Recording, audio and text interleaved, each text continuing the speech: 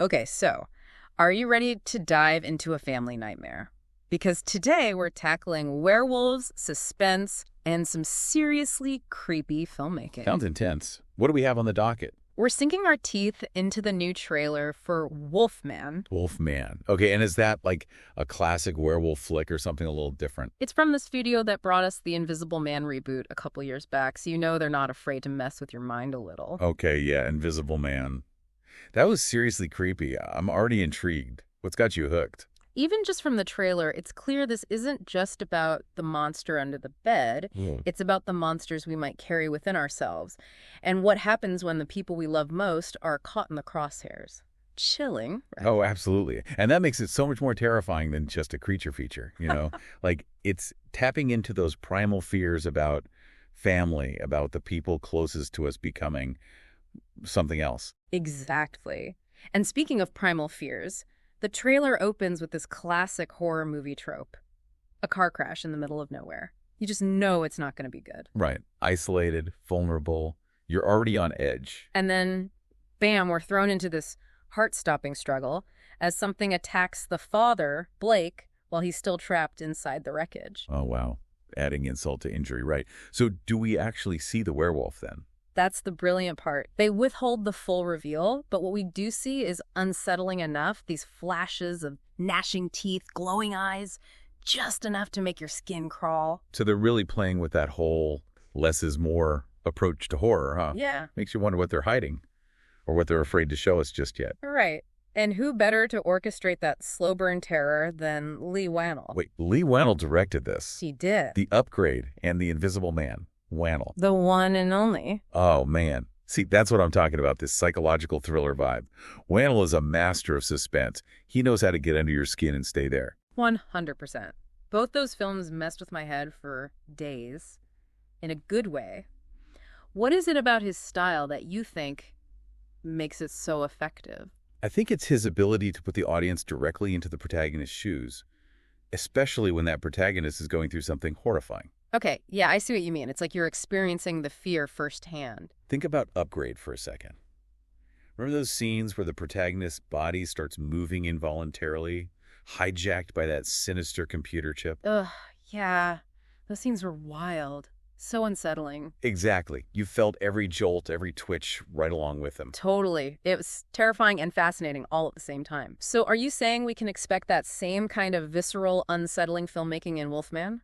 Precisely. If his previous work is anything to go by, he'll use sound design, lighting, even camera angles to create this atmosphere of constant dread, that feeling that something is just off. Okay, now you're just trying to make sure I never sleep again. But you know that feeling you get like when you're walking alone at night and you just know someone or something is watching you? Oh, yeah, totally. That's what Whannell excels at capturing on screen. You're totally right. And speaking of unsettling, let's talk about Julia Garner for a second. I mean, she's incredible in Ozark, Inventing Anna. Yeah. She's got this amazing range.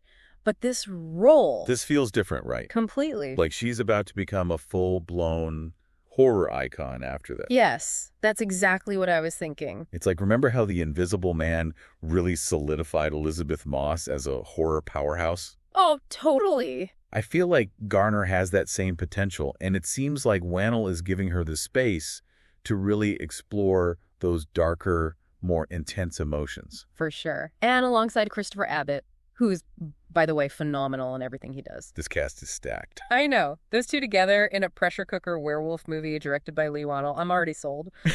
But what really has me hooked, and I think this is where the film digs a little deeper, are the themes it's hinting at. Okay, tell me more. This isn't just about the fear of being hunted. It's about family, about love stretched to its absolute breaking point. Right. Like, what happens with the people who are supposed to love and protect you the most? Well, what happens when they become the threat? And not out of malice, but because of something beyond their control. That's terrifying. And also, kind of relatable in a weird way. That's what's so unsettling about it. We've all experienced those moments where someone we love acts in a way that feels out of character, maybe even dangerous. Absolutely. But what happens when that out-of-character behavior stems from a literal monster lurking beneath the surface? That's some heavy stuff. And that's where this movie goes beyond your typical creature feature, right? It forces us to ask ourselves, what would I do? Where do we draw the line? Exactly. How much are we willing to sacrifice to protect the people we love, even when they become something monstrous? It's terrifying to think about. It really makes you question everything, Yeah. you know? Like, at what point does love become enabling? At what point do you have to protect yourself? I have no idea. And the trailer doesn't give us any answers, which I kind of appreciate. It just leaves us grappling with those questions. Yeah. But before we go full-on existential crisis here, I want to get your take on the werewolf itself.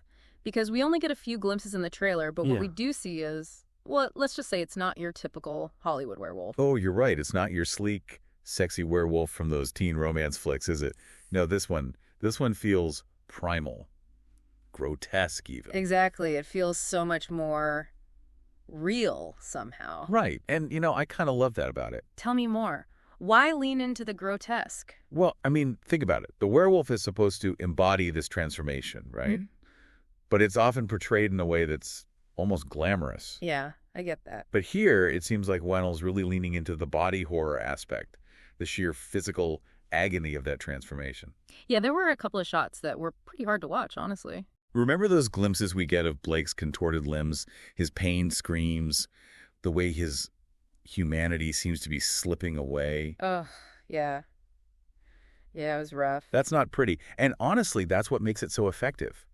It's tapping into a primal fear. Oh, absolutely. The fear of losing control of our own bodies, of becoming something monstrous against our will. And that ties back so perfectly to the themes of family and sacrifice we were talking about earlier, right? 100%. Because if someone you love is going through that kind of terrifying transformation, how far are you willing to go to help them? How do you even fight something like that? And how do you reconcile the love you feel for that person with the horror of what they're becoming? It's a nightmare scenario. On so many levels. And I think that's what makes this film so compelling. It's tapping into those primal instincts, those impossible choices that we all hope we never have to face.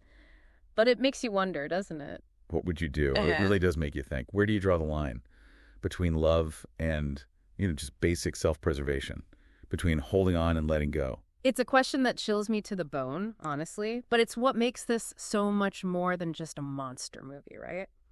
And speaking of chilling, can we talk about the setting for a second? Because this isolated Oregon farmhouse they're holed up in, that practically screams haunted in movie language. Oh, yeah.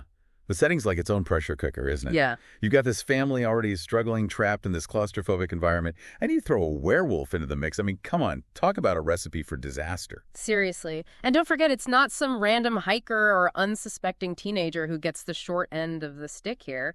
It's the patriarch. The father, the one who's supposed to protect them. Oh, that's right. It's Blake, isn't it? That just adds a whole other layer of tragedy to it, It subverts the whole lone wolf thing you usually see with werewolves. This time, the monster's woven right into the family. Right. Makes it so much more personal and terrifying. And speaking of terrifying, what did you make of Julia Garner's character, Charlotte, in all of this? Oh, man. She's incredible. Every scene she's in is just, she's amazing. I know, right? We only get a few glimpses of her in the trailer, but every single one is packed with this raw, almost desperate energy. Yes, exactly. It's like she becomes our eyes and ears in this whole chaotic situation, 100%. We see the horror unfold through her, that dawning realization, like, this man I love, he's turning into something monstrous. Right. And yet you can see that fierce protectiveness in her, too. Yes. That unwavering love for her daughter. God, it's heartbreaking. It's a testament to Garner's acting, that's for sure. Oh, absolutely. To convey all of that in just a couple of short scenes, that's talent right there. For sure. And it makes me think about the choices she's going to be forced to make as this thing unfolds, Does she try to save Blake, even if it means putting herself and her daughter in danger? Oh. Or does she have to make that impossible decision to protect her child, even if it means confronting the monster Blake's become? Yeah, exactly. I mean, how do you even begin to process that? It's funny because on one hand, it's a classic horror movie dilemma. But on the other hand, it's also just a deeply human one, isn't it? It really is. And that's what I think Whannell's so good at exploring, those primal instincts that kick in when we're faced with the unimaginable. It's like he's holding up a mirror. To our own deepest fears, you mean? Exactly. And saying, what would you do? What would you sacrifice? Like, the scariest answer might be, we don't know. until we're staring that monster in the face ourselves, you know? Don't even say that. I don't even want to imagine it. Right. But that's the thing. Sometimes those monsters, they're not always literal, are they? Okay, now you're getting philosophical on me. But you're right. Because beneath all the horror and suspense and werewolves and everything, this movie's grappling with some pretty profound questions about human nature. About the limits of love and loyalty. It's almost Shakespearean, wouldn't you say? Huh. Shakespearean? Maybe not, but definitely more nuanced than your average creature feature. And I think that's what has me so intrigued. Because at its core, this movie isn't really about a monster, is it? It's about what that monster represents. It's about the darkness that, I don't know, it lurks within us all, the potential for violence and destruction that exists even in the people we love most. And that's a far more terrifying thought than any werewolf could ever be. You're absolutely right, because we all have that capacity within us, right? For good and evil. Exactly. It's just what happens when those lines start to blur? What happens when the people we trust the most become the very thing we fear? Man, those are questions that have haunted humanity for centuries, haven't they? And it seems like Lee Whannell's ready to explore them, but in a whole new way. In a whole new light. Or darkness. I don't know. We'll have to see. But I have a feeling it's going to be good. I'm with you. It's going to be good, that's for sure. But okay, we've got to start wrapping up here soon. And before we do, I have one last question. Okay, shoot. So we've got this seriously creepy story, right? That setting, that director. But I have to ask, what is it about werewolves in particular that you think still gets to us? Like, we've seen it all, right? Dracula, Frankenstein, zombies. But werewolves, there's just something about them. It's true. They've really stood the test of time, haven't they? And I think it's that duality, that human-animal thing, that fear that maybe we've all got a little bit of that darkness lurking inside us, just waiting to get out. Oh, totally. Like, with vampires or zombies, there's that distance, right? Like, that could never be me. Right. But werewolves, it's like, that's a line you could cross. Exactly. And this movie, it's tapping into that, don't you think? That primal fear of losing yourself, becoming monstrous. Totally. It's like, what happens when the person you love most, when they're the one you need protecting from? It's the ultimate betrayal, isn't it? Yeah. And those are the stakes Whannell's playing with here. Love, family, survival. It's all on the line. And the worst part is, we don't know if there's a right answer, which is always the scariest kind of horror, if you ask me. 100%. It gets under your skin and just stays with you. Makes you question everything. Exactly. Well, on that cheery note. Right. Haha, sorry. Any last thoughts before we let everyone go? Just that. I really think this film has the potential to be something special. Oh, yeah. I really do. It's more than just jump scares and gore, you know. It's asking some really tough questions.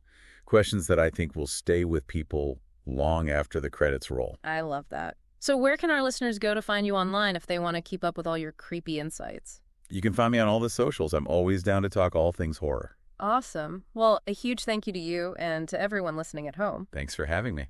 We'll be back next week with another deep dive into the world of film and television. Until then, stay spooky.